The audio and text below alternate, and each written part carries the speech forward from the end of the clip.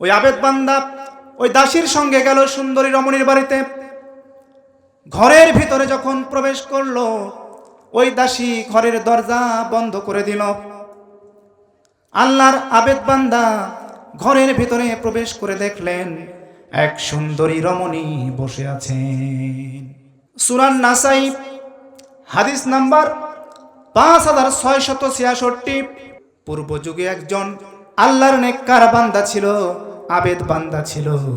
সেই যুগে একটা কুলোটা দুশ্চরিত্রা মহিলাও ছিল, সুন্দরী।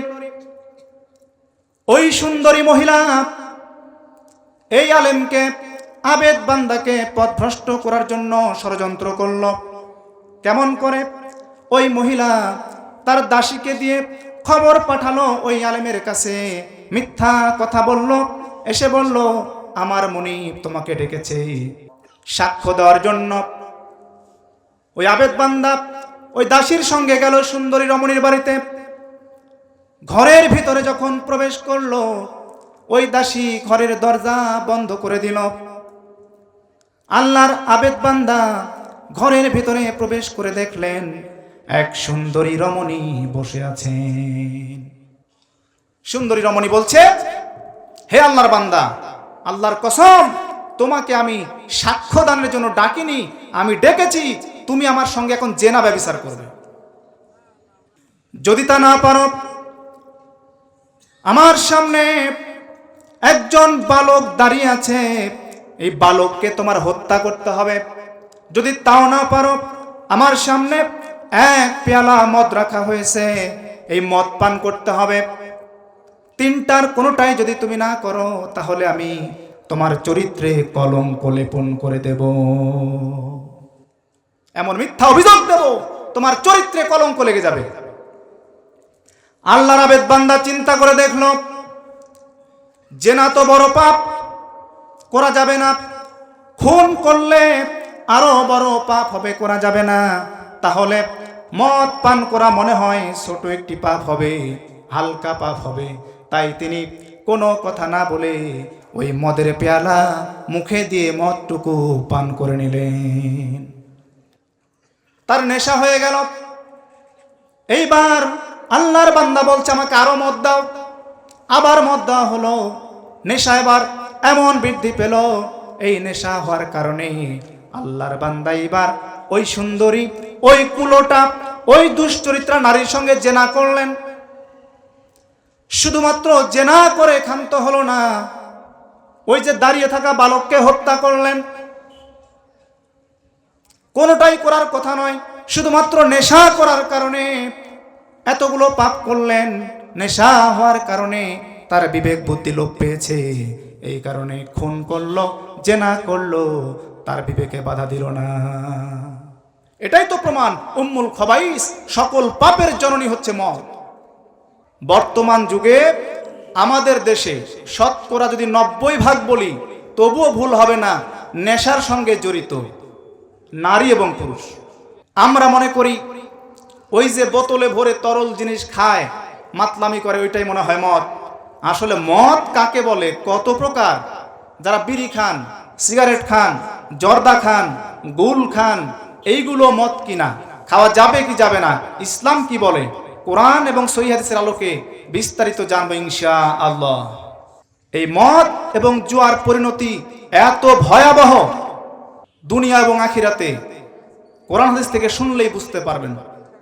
তাই আসুন, যে সমস্ত ভাইয়েরা বাহিরে ঘোরাফেরা করছেন, এসে বসে যান।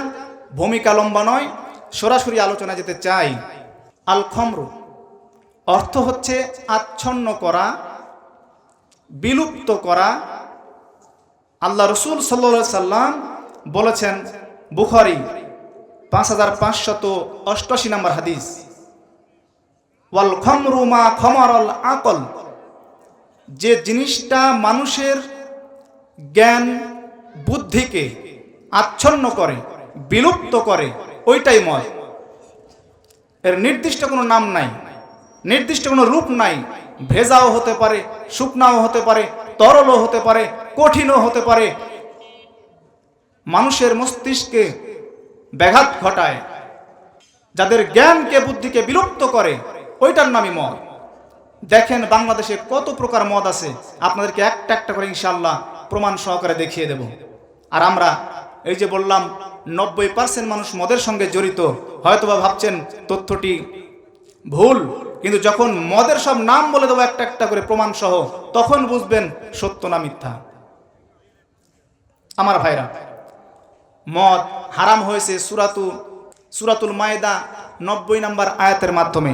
তার আগেও আল্লাহ তাআলা 2টা আয়াত নাজিল করেছিলেন মদ সম্পর্কে। আসুন সেই পূর্বের আয়াতগুলি থেকে আমরা আস্তে আস্তে হারাম পর্যন্ত আসব। কেন হারাম করা হলো, কিভাবে হারাম করা হলো? আমার ভাইরা, আল্লাহ তাআলা প্রথম যে নির্দেশ কুরআনুল কারিমে দিয়েছেন সূরাতুল বাকারা 219 নম্বর আয়াত। মহান রব্বুল আলামিন কুরআনুল কারিমের ভেতরে সূরাতুল বাকারা 219 নম্বর আয়াতের ভেতরে বলে দিলেন, ইয়াসআলুনাকা আনিল খামরি ওয়াল মাইসির কুল ফীহিমা ইসমুন কাবীর ওয়া মানাফিউ লিন্নাস।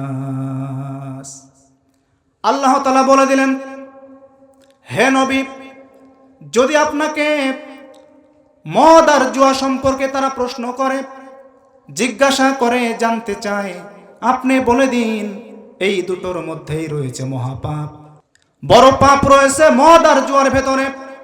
সেই সাথে আল্লাহ তাআলা জানিয়ে দিলেন, ওয়া মানাফিউ লিন্নাস, মানুষের জন্য যৎকিঞ্চিত উপকারও আছে মদ আর জুয়ার ভেতরে। তবে আল্লাহ পাক এটাও জানিয়ে দিলেন, সেই উপকারিতার চাইতে ক্ষতি অনেক বড়, ক্ষতির দিকটা বেশি, পাপের পরিমাণ বেশি এই উপকারের চাইতে। আগে এই উপকারের ব্যাখ্যাটা দেই। হয়তো ভাবছেন মদ হারাম, এই নাপাক জিনিস, আবার এর ভিতর উপকার কিভাবে আসলো? এই উপকার সেই উপকার না ভাই, সামান্য কিছু উপকার, সেটা হচ্ছে দুনিয়াবি জীবনে।